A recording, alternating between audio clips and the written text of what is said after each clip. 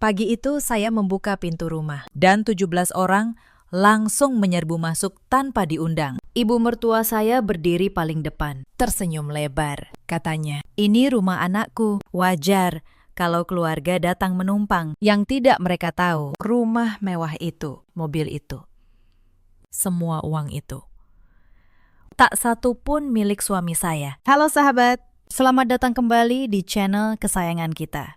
Hari ini saya akan menceritakan sebuah kisah yang menguras emosi, tapi berakhir sangat memuaskan. Sebelum mulai, tekan tombol suka dan langganan dulu ya. Tulis hadir di kolom komentar. Sebutkan dari kota mana kalian menonton sekarang. Mari kita mulai. Nama saya Dahlia, 38 tahun. Saya pemilik sekaligus direktur sebuah perusahaan jasa boga dan penyelenggara acara di Jakarta. Sudah 12 tahun saya membangun bisnis ini dari nol. Dari dapur kecil di kontrakan, sampai punya kantor sendiri di kawasan Pondok Indah. Saya terbiasa mengelola ratusan orang dalam satu acara besar. Tapi tak ada satupun acara yang sesulit mengelola satu keluarga. Bisnis saya tidak dibangun dalam semalam. Saya memulainya dengan satu wajan, satu kompor, dan pesanan nasi kotak dari tetangga. Saya pernah memasak sendirian sampai pagi, mengantar pesanan dengan motor butut, dan menangis di pinggir jalan saat ada klien yang membatalkan pesanan besar di menit terakhir. Tapi saya tidak pernah menyerah, sedikit demi sedikit. Nama perusahaan saya dikenal. Dari catering rumahan menjadi penyelenggara pernikahan. Lalu acara perusahaan besar. Setiap karyawan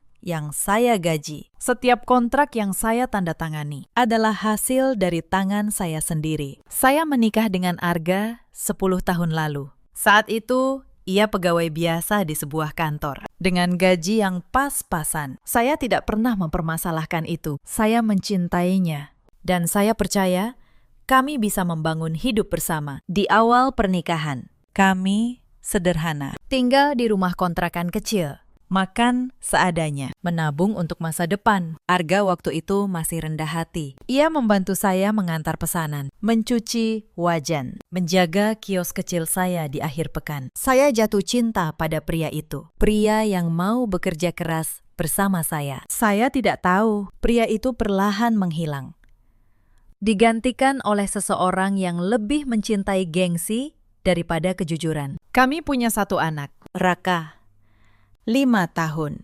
Anak yang manis, pendiam, suka bermain balok susun di ruang tengah. Bagi Raka, akhir pekan adalah waktu bermain bersama ibunya. Bagi saya, akhir pekan adalah satu-satunya waktu untuk bernapas. Rumah kami di Pondok Indah itu besar dan tenang. Lantai marmer yang selalu saya jaga kebersihannya. Taman kecil yang saya rawat sendiri setiap sore. Sofa beludru, pajangan kaca, lukisan di dinding. Semua saya beli dengan keringat saya sendiri. Tapi ada satu rahasia yang saya simpan rapat selama bertahun-tahun. Rumah itu bukan dibeli dari gaji Arga. Mobil itu bukan dari uang Arga. Gaya hidup kami yang terlihat mewah itu, seluruhnya saya tanggung dari bisnis saya. Arga masih pegawai biasa. Gajinya bahkan sering habis sebelum pertengahan bulan. Tapi di depan keluarganya, ia selalu berpura-pura. Ia bilang dirinya seorang manajer. Ia bilang dirinya direktur dengan penghasilan puluhan juta. Saya membiarkannya. Saya menelan kebenaran itu demi menjaga harga dirinya di depan keluarga besarnya. Saya masih ingat awalnya. 3 tahun lalu, saat bisnis saya mulai besar, kami pindah ke rumah Pondok Indah ini. Saat itu, Arga menelpon ibunya dengan suara bangga. "Bu, Arga sekarang direktur, sudah punya rumah sendiri di Jakarta." Saya berdiri di sampingnya, ingin meluruskan, tapi ia menggenggam tangan saya dan berbisik, "Biarkan, Dahlia. Biar ibu bangga." Saya pun diam. Saya pikir kalau itu membuatnya bahagia, biarlah.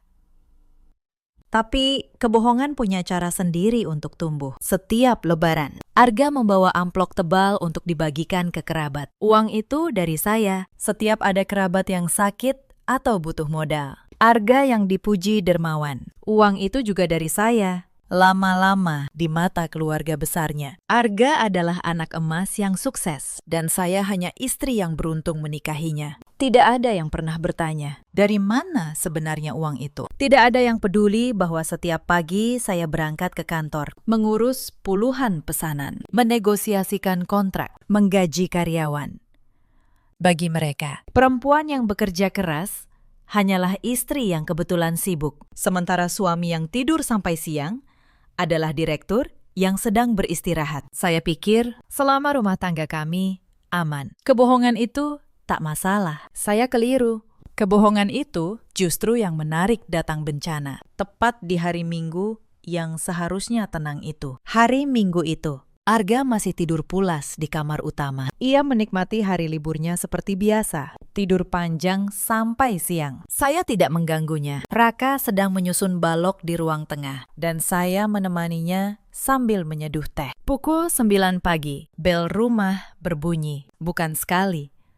Bel itu ditekan berkali-kali. Tak sabar. Lalu disusul gedoran keras di pintu kayu jati depan. Saya mengernyit. Saya tidak menunggu siapapun hari itu, dan tidak ada janji tamu sama sekali. Dari luar terdengar bukan satu suara, melainkan banyak. Belasan orang berbicara bersahutan dengan nada tinggi. Raka tersentak. Balok mainannya berjatuhan. Saya menenangkannya. Lalu bergegas menuju pintu depan. Saat saya memutar kunci dan menarik gagang pintu, darah saya seolah berhenti mengalir. Di teras, berdiri ibu mertua saya, Bu Lastri, dengan senyum lebar yang sama sekali tidak sampai ke matanya. Tapi bukan kehadirannya yang membuat tubuh saya membeku. Di belakangnya berbaris kerumunan orang, dewasa, remaja, sampai anak-anak kecil yang sudah mulai berlarian menginjak rumput taman saya. Mereka membawa tas-tas besar, koper kain yang lusuh, kardus-kardus diikat tali rafia, dan bungkusan plastik raksasa. Saya mencoba menghitung dalam hati. 17 orang. Ibu mertua saya membawa 17 kerabat dari kampung, tanpa memberi kabar sepatah kata pun. Ibu, saya bertanya dengan suara bergetar, masih memegangi gagang pintu. Ada apa ini? Kenapa tidak ada kabar kalau ibu dan keluarga besar mau datang? Wajah Bu Lastri langsung berubah. Ekspresinya menyiratkan tidak suka mendengar pertanyaan menantunya. Ia menjawab lantang, sengaja dikeraskan, agar seluruh kerabat di belakangnya mendengar jelas. Memangnya ibu harus minta izin dulu kalau mau ke rumah anak ibu sendiri? Ini rumah anak lelakiku. Kalian kan orang kaya, masa nggak mau berbagi dengan saudara yang jauh-jauh datang dari kampung? Belum sempat saya mencerna kata-katanya. Seorang wanita parubaya menyerobot maju dari belakang. Bibirnya merah menyala. Tangannya penuh perhiasan emas imitasi. Itu Tante Santi, kerabat jauh Arga yang terkenal paling cerewet dan paling gemar mencampuri urusan orang. Aduh, kamu ini istri macam apa sih? Tante Santi berkata sambil menatap saya dari atas ke bawah dengan tatapan meremehkan. Mertua datang jauh-jauh, kok malah diinterogasi di depan pintu? Kami sudah pegal di jalan semalaman. Ayo, Bu, masuk saja. Panas di luar. Tanpa menunggu persetujuan pemilik rumah, Bu Lastri melangkah maju dan menyenggol bahu saya ke samping, mengikuti komandonya. Rombongan 17 orang itu merangsek masuk bagaikan air bah menjebol bendungan. Mereka menyebar ke seluruh penjuru ruangan dalam sekejap. Suara tawa, teriakan anak-anak, bantingan koper yang diletakkan sembarangan. Lantai marmer yang baru saja saya pel kini penuh jejak sepatu kotor, noda tanah, dan debu jalanan. Kardus-kardus dijatuhkan begitu saja di atas karpet bersih. Anak-anak kecil melompat ke sofa, menyentuh pajangan kaca mahal di meja konsol dengan tangan kotor mereka. Beberapa pria dewasa langsung merebahkan diri di sofa beludru, mengangkat kaki ke meja, dan menyalakan televisi dengan volume maksimal tanpa permisi. Bau keringat bercampur minyak angin memenuhi udara, menenggelamkan aroma lavender yang biasa saya sukai. Rumah saya yang tenang berubah seperti pasar tumpah. Raka berlari menghampiri saya, mencengkeram erat ujung gaun saya, menyembunyikan wajahnya yang pucat. Saya mengelus rambutnya, mencoba memberi rasa aman yang bahkan saya sendiri tidak punya saat itu. Jantung saya berdebar antara kaget, marah, dan tidak percaya. Tapi malam itu, mereka belum tahu satu rahasia di rumah ini akan mengubah segalanya. Kamu jangan cuma berdiri mematung di situ. Suara Bu Lastri melengking dari arah dapur. Saya tersentak. Lalu menyusulnya sambil menggandeng Raka. Sesampai di dapur, mata saya kembali terbelalak. Tante Santi dan beberapa kerabat wanita sudah membuka lemari, mengeluarkan botol minuman dingin, kue, dan buah tanpa bertanya. Bu Lastri membuka tutup panci, mengendus semur ayam yang saya masak khusus untuk makan siang Raka. Makanan cuma segini, mana cukup untuk kami semua, Bu Lastri berkata sinis. Kami ada 18 orang. Loh, cepat buatkan minuman manis, lalu masak yang banyak untuk makan siang. Atau kalau kamu malas, pesan saja dari restoran mahal. Suamimu kan direktur, uangnya pasti banyak. Jangan pelit-pelit sama keluarga suami. Nanti rezekinya seret kalau istrinya perhitungan. Saya hanya diam. Di dalam hati, satu kalimat terus berputar. Mereka tidak tahu siapa yang sebenarnya membayar semua ini. Tante Santi mengangguk-angguk sambil mengunyah apel yang baru ia ambil paksa dari kulkas. Iya, Mi, rumahnya kelihatan mewah, tapi kok panas? AC-nya cuma di kamar, ya.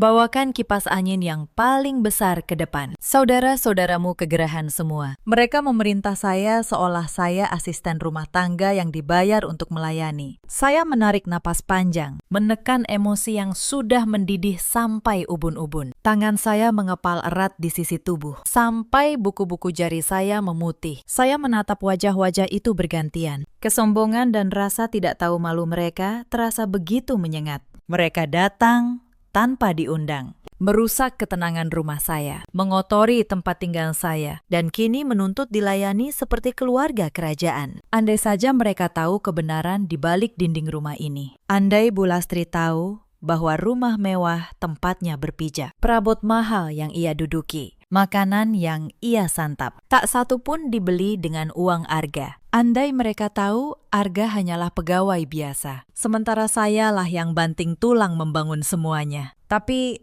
saya memilih diam dulu. Saya memejamkan mata sejenak, menguatkan batin. Satu hal yang pasti dalam benak saya tidak akan membiarkan diri saya diinjak lebih jauh di wilayah saya sendiri. Suasana di rumah semakin tak terkendali. Suara televisi berpadu dengan teriakan anak-anak yang saling kejar. Telinga saya berdenging. Raka akhirnya menangis terseduh karena seorang sepupu jauhnya merebut paksa mainan robot kesayangannya tanpa rasa bersalah. Saya menunduk, menggendong Raka, mengusap punggungnya pelan. Hati saya bergejolak menahan amarah. Saya menatap sekeliling.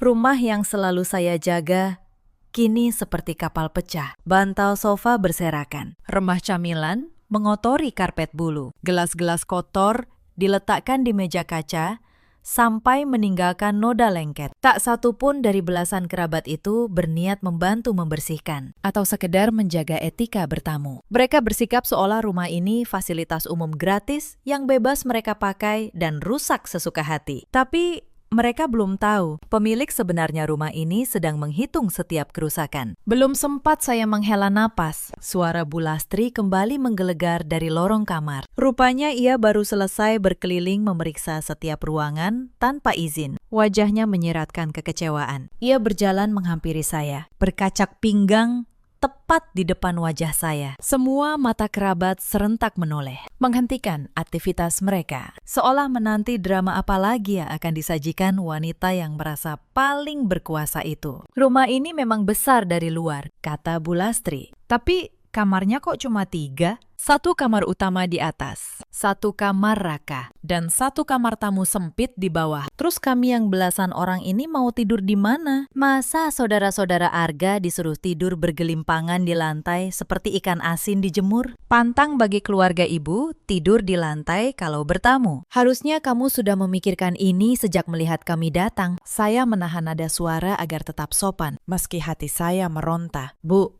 Saya sama sekali tidak tahu ibu akan datang membawa rombongan sebanyak ini mendadak. Tidak ada pesan atau telepon sebelumnya. Kamar tamu kami memang hanya satu, dan kasur lipat juga tidak banyak. Ini akhir pekan. Saya tidak punya persiapan apa-apa untuk menyambut belasan tamu sekaligus. Mendengar jawaban jujur itu, wajah Bu Lastri justru semakin mengeras. Alasan saja kamu ini. Kalau rumah tidak muat, ya cari solusi.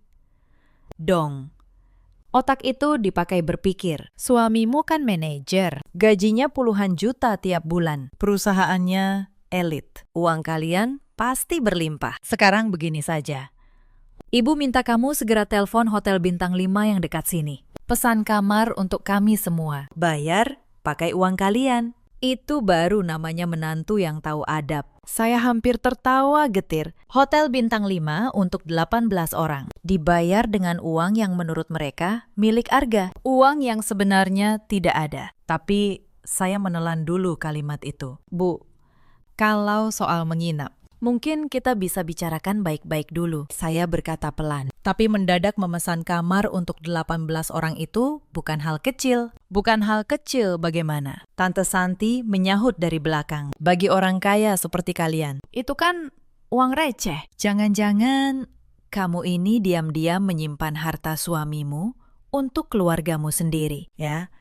Makanya pelit begini. Tuduhan itu menampar saya. Tapi yang lebih menyakitkan, tak ada satupun yang membela saya. Mereka justru mengangguk, seolah tuduhan itu benar.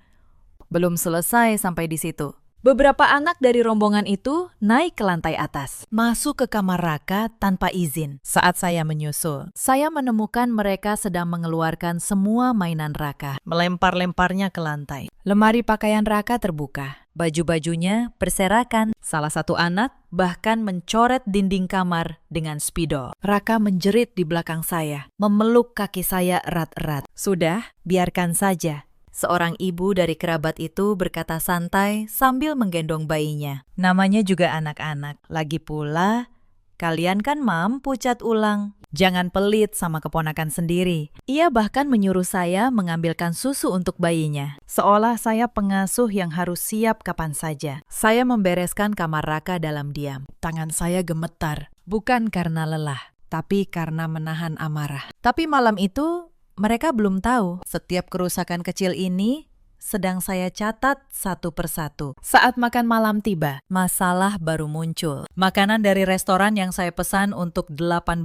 orang ternyata masih dianggap kurang. Kok cuma ayam goreng dan rendang biasa? Keluh seorang kerabat sambil mengaduk piringnya. Katanya, orang kaya. Masa tidak ada makanan yang lebih mewah? Lain kali, pesan dari hotel saja. Mereka menyisakan makanan setengah dimakan, membuangnya begitu saja. Lalu meminta dipesankan menu lain. Tidak ada satupun yang berkata terima kasih. Tidak ada satupun yang menghargai bahwa setiap piring di meja itu adalah uang yang saya keluarkan. Anak-anak menumpahkan minuman manis ke karpet bulu mahal saya. Dan para orang tua hanya tertawa. Bu Lastri bahkan menyuruh saya membersihkannya saat itu juga, biar tidak menempel. Kamu kan yang punya rumah, ya kamu yang bersihkan. Saya berlutut membersihkan noda itu, sementara mereka menonton dari sofa sambil menikmati makanan yang saya bayar. Di detik itu, saya bersumpah dalam hati. Ini adalah malam terakhir mereka memperlakukan saya seperti ini. Menjelang sore, Bu Lastri memanggil saya lagi. Kali ini ia memegang sebuah kantong belanja. Dahlia, ini daftar belanja untuk seminggu ke depan. Beras, minyak, ayam, daging, susu untuk anak-anak. Pokoknya semua kebutuhan 18 orang. Kamu yang urus, ya. Dan ini, ia menyodorkan secari kertas lagi. Ada beberapa saudara yang sakit di kampung, butuh biaya berobat. Kamu transfer saja masing-masing 2 juta. Suamimu kan kaya, tidak akan terasa. Saya menatap daftar itu. Belanja seminggu untuk 18 orang. Ditambah uang untuk kerabat di kampung. Mereka memperlakukan dompet saya seperti sumur tanpa dasar. Saya hanya berkata, saya catat dulu, Bu. Padahal di dalam hati, saya sedang menghitung sesuatu yang sama sekali berbeda. Tak lama, Tante Santi datang lagi. Kali ini ia memegang kalung emas imitasi yang ia kenakan, lalu menunjuk ke arah saya dengan nada iri. Dahlia, kamu kan istri orang kaya. Masa perhiasanmu biasa-biasa saja? Nanti kalau ke pesta, malu-maluin keluarga. Begini saja, besok kita ke toko emas. Kamu belikan aku dan ibu masing-masing 1 gelang. Hitung-hitung oleh-oleh untuk keluarga yang sudah jauh-jauh datang. Ia tertawa, seolah meminta gelang emas adalah hal paling wajar di dunia. Saya tidak menjawab. Saya hanya tersenyum tipis, karena saya tahu sebentar lagi semua tuntutan ini akan berbalik menjadi rasa malu yang tak akan pernah mereka lupakan. Tapi tuntutan itu belum berhenti. Sore itu, beberapa kerabat berkeliling ke lantai bawah dan menemukan ruang kerja saya. Mereka membuka pintunya, masuk tanpa izin, dan mulai mengaduk-aduk dokumen di meja saya. Untung saya datang tepat waktu sebelum mereka menemukan map coklat itu. Ruangan ini bagus, loh, kata salah seorang dari mereka. Sayang, dipakai kerja saja. Mending dijadikan kamar buat kami yang laki-laki. Kamu kan bisa kerja di kafe. Orang kaya gampang cari tempat. Saya menutup pintu ruang kerja itu rapat-rapat dan menguncinya. Itu satu-satunya ruangan yang tidak akan saya biarkan mereka jamah. Di dalam sanalah tersimpan kebenaran yang akan mengubah segalanya. Tapi mereka tidak tahu itu. Mereka hanya menganggap saya menantu yang sok rahasia. Menjelang petang, seorang bibi tua dari rombongan itu duduk di samping saya dan dengan nada manis yang dibuat-buat mulai menghitung kamar dan luas tanah rumah saya. Rumah sebesar ini. Sayang kalau cuma ditinggali bertiga. Bagaimana kalau sebagian keluarga tinggal di sini saja secara permanen? Toh kalian mampu menanggung. Lagi pula, namanya juga keluarga.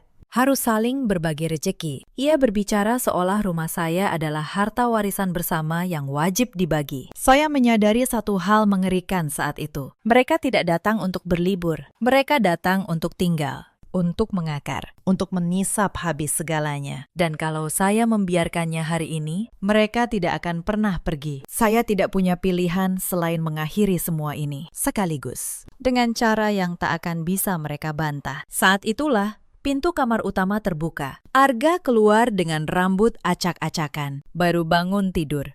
Wajahnya mengantuk. Lalu berubah panik melihat rumah penuh kerabatnya. Saya berharap akhirnya ada yang akan membela saya. Saya keliru lagi.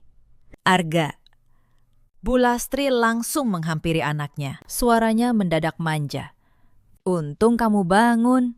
Istrimu ini susah sekali diatur. Ibu cuma minta dia pesankan hotel untuk keluarga. Tapi dia banyak alasan. Katanya tidak ada persiapan. Memangnya begitu cara memperlakukan mertua? Arga menatap saya. Saya menunggu. Saya menunggu ia berkata, Bu, ini rumah kami. Kami yang menentukan.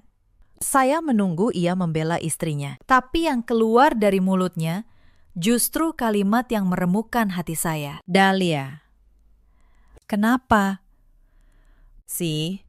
Kamu bikin masalah, Arga berkata dengan nada datar, di depan semua orang. Ibu cuma minta tolong, kamu kan bisa atur, pesan saja hotelnya, beres. Jangan bikin ibu malu di depan keluarga. Saya terdiam. Bukan karena tidak punya jawaban, tapi karena di detik itu, saya akhirnya melihat dengan jelas siapa pria yang saya nikahi. Pria yang lebih takut dianggap miskin oleh keluarganya daripada peduli pada istrinya sendiri. Pria yang rela istrinya dihina, asalkan topeng kayanya tetap utuh. Sepanjang siang itu, saya melayani mereka seperti yang mereka mau. Saya memesan makanan untuk 18 orang dari restoran. Saya menyajikan minuman. Saya membereskan tumpahan dan pecahan. Bukan karena saya takut, tapi karena saya sedang berpikir sangat tenang. Sangat dingin. Sore harinya, para kerabat menyalakan semua pendingin udara di setiap ruangan. Membuka kulkas berulang kali. Mencuci pakaian mereka dengan mesin cuci saya. Dan menjemur baju di seluruh penjuru taman. Listrik dan air mengalir tanpa henti. Salah satu kerabat bahkan menelpon teman-temannya di Jakarta. Mengundang mereka datang menikmati rumah mewah saudara yang kaya. Rombongan 17 orang itu terancam bertambah, dan tak ada yang merasa perlu meminta izin. Saya melihat Arga di sudut ruangan, sedang berbisik-bisik dengan seorang sepupunya. Saya tidak sengaja mendengar potongan pembicaraan mereka. Sepupunya meminjam uang, dan Arga, demi menjaga gengsinya, menyanggupi. "Tenang, nanti aku transfer. Bagi keluargaku, segitu kecil," katanya.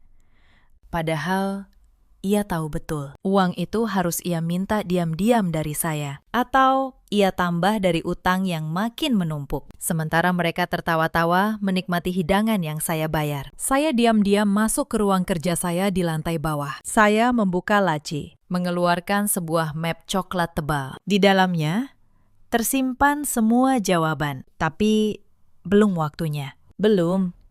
Menjelang malam, kekacauan justru memuncak. Salah satu kerabat pria, namanya Om Darto, menyenggol pajangan kaca kesayangan saya hingga jatuh dan pecah berkeping. Itu hadiah dari klien pertama saya, 12 tahun lalu.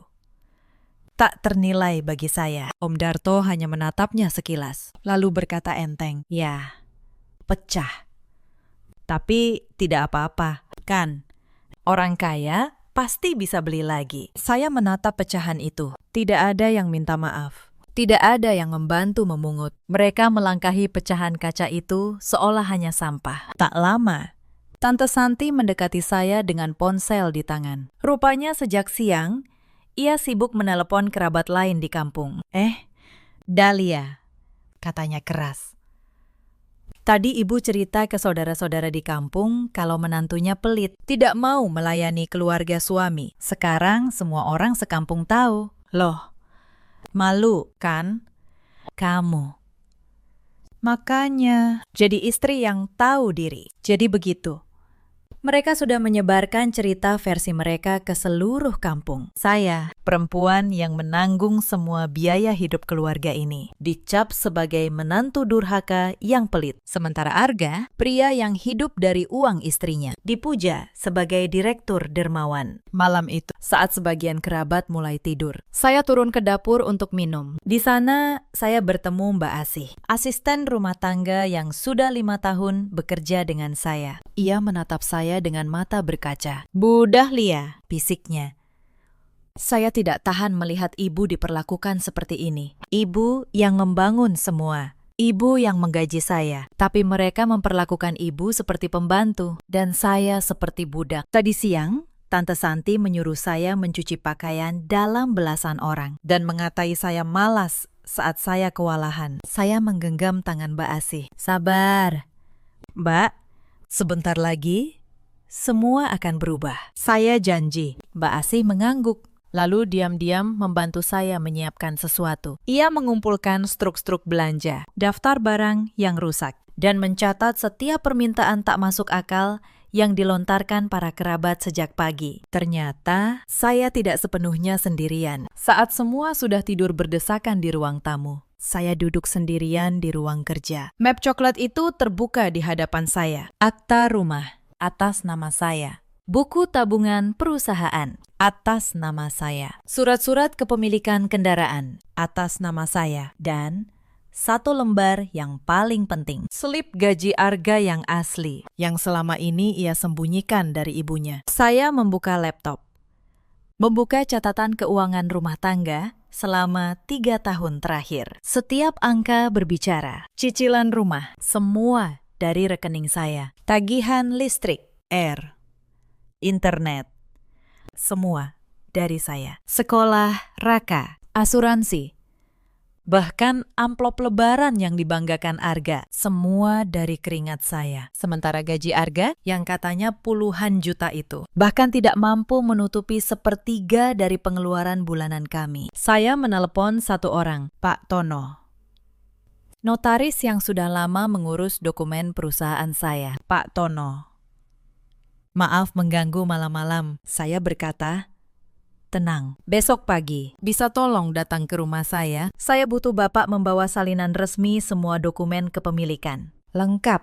Saya akan menjelaskan beberapa hal kepada keluarga. Dan saya ingin semua disaksikan secara sah. Pak Tono setuju. Saya menutup telepon, lalu menatap map itu lama sekali. Selama bertahun-tahun, saya menyimpan kebenaran ini demi harga diri Arga. Tapi harga diri yang dijaga dengan kebohongan bukanlah harga diri. Itu hanya topeng. Dan besok, topeng itu akan saya lepas. Di depan semua orang. Saya tidur dengan hati yang anehnya tenang. Untuk pertama kalinya sejak rombongan itu datang, saya tahu persis apa yang harus saya lakukan. Pagi harinya, suasana di rumah saya makin parah. Para tamu bangun dan langsung menuntut sarapan untuk 18 orang. Anak-anak kembali berlarian. Dapur saya berantakan. Dan Bu Lastri sudah duduk di ruang tamu seperti ratu menunggu dilayani. Dahlia, mana sarapannya?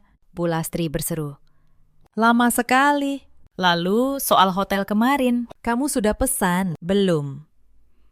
Ibu tidak mau keluarga tidur di lantai lagi malam ini. Kalau perlu, kontrak rumah sekalian untuk kami selama sebulan ke depan. Toh kalian mampu. Sebulan. Mereka berniat tinggal sebulan. Dan saya yang harus membiayai semuanya. Saya tidak menjawab. Saya hanya berkata pelan. Bu, sebentar lagi ada tamu penting yang datang. Saya minta semua duduk dulu di ruang tamu. Ada hal penting yang harus saya sampaikan kepada seluruh keluarga. Tepat pukul 9, bel berbunyi. Kali ini saya yang menunggu tamu. Pak Tono masuk dengan setelan rapi, membawa tas kerja berisi map-map dokumen. Para kerabat menatapnya bingung. Arga, yang baru keluar dari kamar, langsung pucat melihat siapa yang datang. Ia mengenali Pak Tono. Siapa ini? Tanya Arga terbata. Saya berdiri di tengah ruangan, di depan semua orang. Suara saya tenang, tapi jelas. Sebelum kita bicara soal hotel, soal kamar, soal siapa yang harus melayani siapa, saya ingin meluruskan satu hal. Sesuatu yang sudah terlalu lama saya simpan. Saya membuka map pertama. Ini akta kepemilikan rumah ini. Rumah ini atas nama saya, Dahlia. Bukan atas nama Arga. Saya yang membelinya dengan uang dari bisnis saya. Ruangan langsung hening. Bu Lastri mengernyit. Apa maksudmu? Ini rumah anak ibu. Bukan. Bu, saya membuka map kedua. Ini surat kepemilikan mobil di garasi. Atas nama saya. Ini buku rekening perusahaan. Perusahaan jasa boga yang saya dirikan dan saya pimpin sendiri. Semua penghasilan keluarga ini selama 10 tahun berasal dari sini, dari saya. Saya menatap Arga, lalu mengeluarkan satu lembar terakhir. Dan ini, slip gaji Arga, yang asli.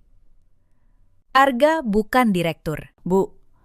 Bukan manajer, ia pegawai biasa, dengan gaji yang bahkan tidak cukup untuk membayar listrik rumah ini selama sebulan. Selama ini, dialah yang berpura-pura kaya, dan sayalah yang membayar semua kepura-puraan itu. Wajah Bu Lastri berubah. Dari sombong menjadi tak percaya, lalu menjadi malu yang luar biasa. Ia menoleh ke Arga, mulutnya bergetar. Arga, ini tidak benar, kan?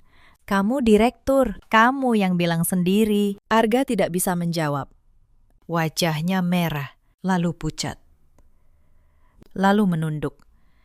Setiap dokumen yang Pak Tono bentangkan di atas meja adalah bukti yang tak bisa ia bantah. Topeng yang ia jaga selama bertahun-tahun runtuh dalam hitungan menit di depan seluruh keluarga yang ia banggakan. Pak Tono berdiri, menjelaskan dengan tenang dan resmi. Saya notaris yang mengurus seluruh dokumen ini. Semua sah secara hukum. Rumah ini, perusahaan, dan kendaraan seluruhnya atas nama Ibu Dahlia. Saya hadir di sini untuk memastikan tidak ada yang bisa membantah keabsahannya. Suara Pak Tono yang datar dan resmi membuat ruangan semakin sunyi. Ini bukan lagi pertengkaran keluarga. Ini kenyataan hitam di atas putih. Tante Santi yang kemarin paling lantang, kini bungkam. Wajahnya yang biasa penuh percaya diri, kini pucat pasi. Gelang emas imitasi yang kemarin ia minta saya belikan, kini terasa seperti olok-olok bagi dirinya sendiri. Para kerabat yang kemarin merebahkan diri di sofa saya, kini duduk kaku.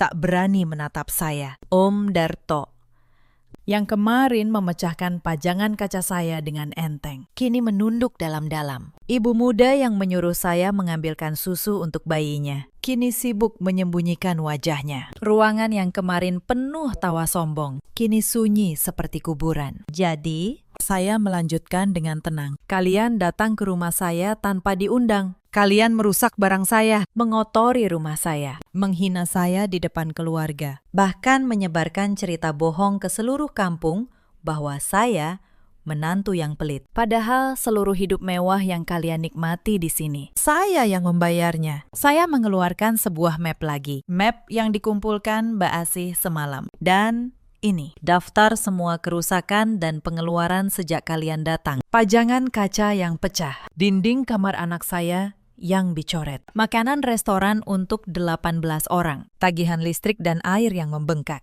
Saya tidak akan menagih kalian, tapi saya ingin kalian tahu, setiap rupiah yang kalian hambur-hamburkan kemarin adalah hasil kerja keras saya, bukan suami saya. Tidak ada yang berani membantah. Bukti hitam di atas putih sudah berbicara lebih keras daripada teriakan mereka kemarin. Bu Lastri terduduk lemas di sofa, tangannya menutupi wajah. Untuk pertama kalinya sejak ia menginjakan kaki di rumah ini, ia tak punya satu kata pun untuk dilontarkan. Saya tidak akan mengusir kalian dengan kasar, saya berkata. Tapi mulai sekarang, ada aturan di rumah ini. Rumah ini milik saya, maka yang berlaku adalah aturan saya. Siapapun yang ingin menumpang harus menjaga rumah, membantu membersihkan, dan menghormati pemiliknya. Tidak ada lagi perintah, tidak ada lagi tuntutan hotel, tidak ada lagi penghinaan. Kalau ada yang tidak setuju, pintu terbuka lebar. Silakan. Satu persatu, kerabat itu mulai mengemasi barang mereka. Tidak ada yang berani protes. Rasa malu yang mereka rasakan jauh lebih besar daripada keinginan untuk tetap menumpang. Dalam waktu 1 jam, rombongan 17 orang yang kemarin merangsek masuk seperti air bah, kini keluar satu persatu dengan kepala tertunduk. Tante Santi, yang kemarin paling banyak menghina saya, keluar tanpa berani menatap mata saya. Om Darto meletakkan sejumlah uang di meja, gemetar, berkata lirih bahwa itu untuk mengganti pajangan yang ia pecahkan. Saya tidak mengambilnya. Saya hanya berkata, simpan saja. Om, yang pecah bukan cuma kaca itu. Ia mengerti maksud saya, lalu pergi dengan wajah merah padam. Bu Lastri adalah yang terakhir. Ia berdiri di ambang pintu, menatap saya dengan mata berkaca. Dahlia. Ibu? Ibu tidak tahu, katanya pelan. Suaranya tak lagi melengking. Itu masalahnya. Bu, saya menjawab. Ibu tidak pernah mau tahu. Ibu hanya percaya pada kebanggaan palsu yang anak ibu ciptakan. Ibu datang ke sini sebagai tamu, tapi memperlakukan saya seperti pelayan. Padahal, kalau saja ibu bertanya dengan baik-baik, kalau saja ibu menghormati saya sebagai manusia, pintu rumah ini akan selalu terbuka untuk ibu. Bu Lastri tidak menjawab. Ia hanya menunduk. Lalu melangkah keluar mengikuti rombongannya. Pagar besi rumah saya tertutup. Dan untuk pertama kalinya dalam 2 hari, rumah saya kembali sunyi. Setelah semua pergi, rumah kembali sunyi. Tapi sunyi. Kali ini terasa berbeda. Bukan sunyi yang menekan, melainkan sunyi yang lega. Saya memungut pecahan pajangan kaca, membersihkan noda di karpet, mengembalikan rumah saya seperti semula. Mbak Asih membantu saya. Dan untuk pertama kalinya sejak kemarin, ia tersenyum. Raka berlari memeluk kaki saya dan ikut tersenyum. Arga masih duduk di sofa, menatap dokumen-dokumen di meja. Dahlia, ia akhirnya berkata, suaranya parau. Maafkan aku. Aku hanya tidak ingin keluargaku tahu aku gagal. Saya menatapnya lama. Saya tidak marah lagi. Saya hanya lelah.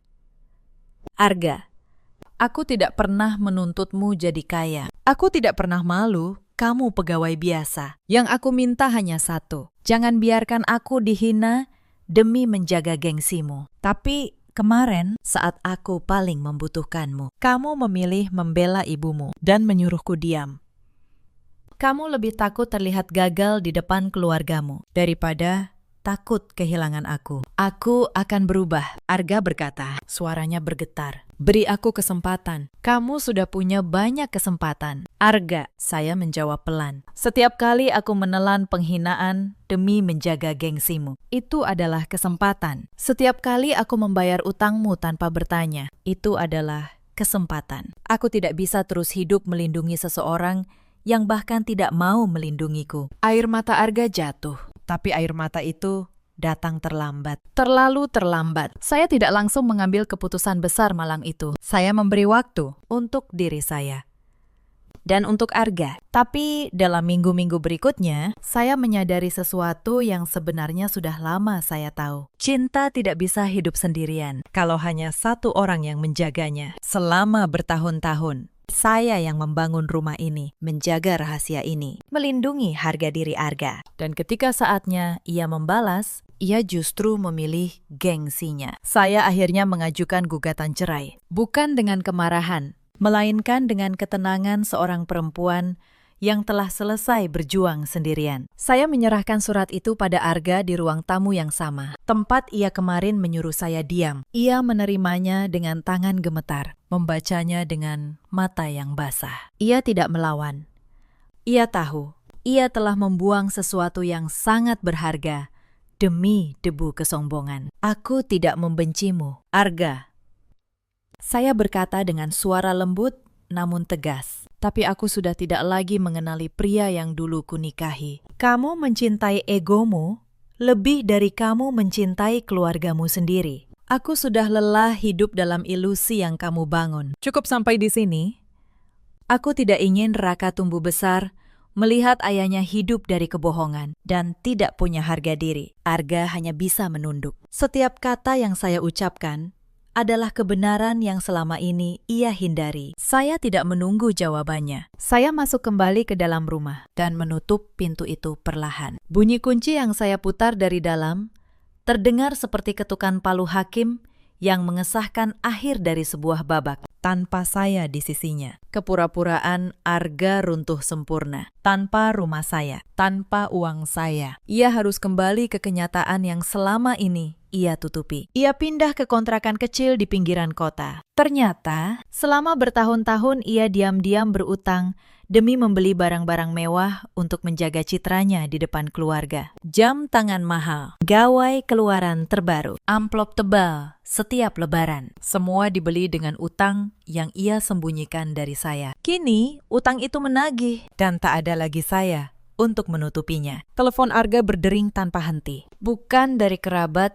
yang dulu memujanya, melainkan dari penagih utang. Satu persatu barang mewahnya ia jual untuk menutupi cicilan. Mobil, jam tangan, gawai, semua lenyap. Pada akhirnya, yang tersisa dari pernikahan megah namun hampa itu hanyalah selembar surat cerai. Ia harus bekerja serabutan dari satu pekerjaan ke pekerjaan lain, hanya untuk makan sehari-hari dan mencicil utang yang entah kapan akan lunas. Yang lebih menyakitkan bagi Arga, keluarga besar yang dulu ia banggakan, kini berbalik menjauhinya. Mereka yang dulu memuji-mujinya sebagai direktur sukses, kini membicarakannya sebagai pria gagal yang hidup dari uang istri. Kebanggaan yang ia jaga mati-matian selama bertahun-tahun justru menjadi sumber rasa malunya yang paling dalam. Bu Lastri akhirnya pulang ke kampung. Cerita tentang anaknya yang ternyata hanya pegawai biasa dan menantu yang selama ini menanggung segalanya telah menyebar ke seluruh kampung. Persis seperti cerita bohong yang dulu ia sebarkan tentang saya. Bedanya, kali ini yang tersebar adalah kebenaran. Rasa malu itu terlalu berat untuk ia tanggung di tengah orang-orang yang dulu ia banggai. Ia yang dulu paling lantang menuntut dilayani, kini memilih hidup menyendiri, jauh dari sorotan. Para kerabat yang dulu merangsek masuk ke rumah saya, satu persatu menghilang dari kehidupan Arga dan Bu Lastri. Saat tidak ada lagi rumah mewah untuk ditumpangi, tidak ada lagi uang untuk dikuras, mereka pun pergi mencari mangsa lain. Begitulah sifat para benalu. Mereka hanya menempel selama ada yang bisa diisap dan terbang pergi saat pohonnya kering. Sementara itu, saya dan Raka memulai hidup baru. Saya tetap menjalankan bisnis saya, kini dengan lebih tenang. tanpa beban menjaga kebohongan siapapun, tanpa harus menyisihkan uang diam-diam untuk menutupi utang Arga. Perusahaan saya justru berkembang lebih pesat. Saya membuka cabang baru, mempekerjakan lebih banyak orang. Dan untuk pertama kalinya, saya menjalani hidup tanpa harus berpura-pura tentang apapun. Raka tumbuh menjadi anak yang ceria. Ketakutan yang dulu ia rasakan